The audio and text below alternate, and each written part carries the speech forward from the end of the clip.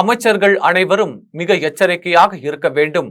நம்மை மத்திய உளவுத்துறை வேவு பார்த்து கொண்டிருக்கிறது என முதலமைச்சர் மு.க.ஸ்டாலின் பல்வேறு பரபரப்பு தகவல்களை தெரிவித்துள்ளார்.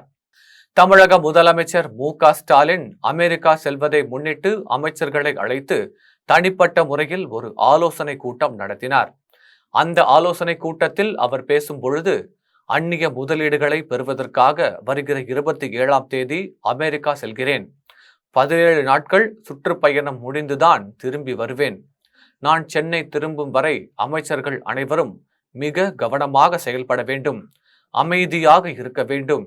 நான் இங்கு இல்லாவிட்டாலும் ஒவ்வொரு நிமிடமும் என்னுடைய எண்ணமும் கண்களும் இங்குதான் இருக்கும். உங்கள் ஒவ்வொருவரின் செயல்பாடுகளையும் அங்கிருந்தபடியே கவனித்துக் கொண்டிருப்பேன். இங்கு என்ன தவறு நடந்தாலும் அது உடனடியாக எனக்கு தெரிந்துவிடும். அதனால் எல்லோரும் எச்சரிக்கையோடும் கவனத்துடனும் செயல்பட வேண்டும். எனக்கு வந்திருக்கும் உளவுத்துறை தகவல் அடிப்படையில் சில விஷயங்களை சொல்கிறேன். மத்திய உளவு அமைப்புகள் நம் எல்லோரையும் கண்காணித்துக் கொண்டிருக்கிறது. நான் இங்கு இல்லாத சூழலிலும் கண்காணிப்புகள் தொடரும்.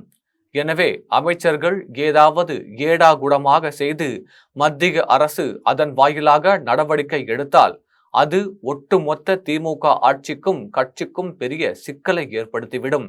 எனவே ஒவ்வொருவரும் முக்கியமான செயல்களை செய்யும் பொழுது என்னை ஆலோசித்து செயல்படுங்கள். மேலும் உதயநிதிக்கு துணை முதல்வர் பதவி குறித்து எல்லோரும் பேசி வருகிறார்கள். அனைவருடைய எண்ணமும் பேரன்பும் மதிக்கத்தக்கது. ஆனால் அமைச்சர் உதயநிதி உடனடியாக அந்த பொறுப்பை ஏற்க விருப்பம் தெரிவிக்கவில்லை. கூடுதல் அனுபவம் பெற்ற பிறகு பொறுப்பை ஏற்பதாக சொல்லிவிட்டார். எனவே சில காலம் பொறுத்துத்தான் இது பற்றி யோசிக்க வேண்டும் என முடிவு எடுக்கப்பட்டு இருக்கிறது என பேசியுள்ளார். தமிழகத்தில் திமுக ஆட்சியை மத்திய உளவுத்துறை வேவு பார்ப்பதாக மு.க.ஸ்டாலின் சொல்லிய தகவல் புதிய பரபரப்பை ஏற்படுத்தியுள்ளது.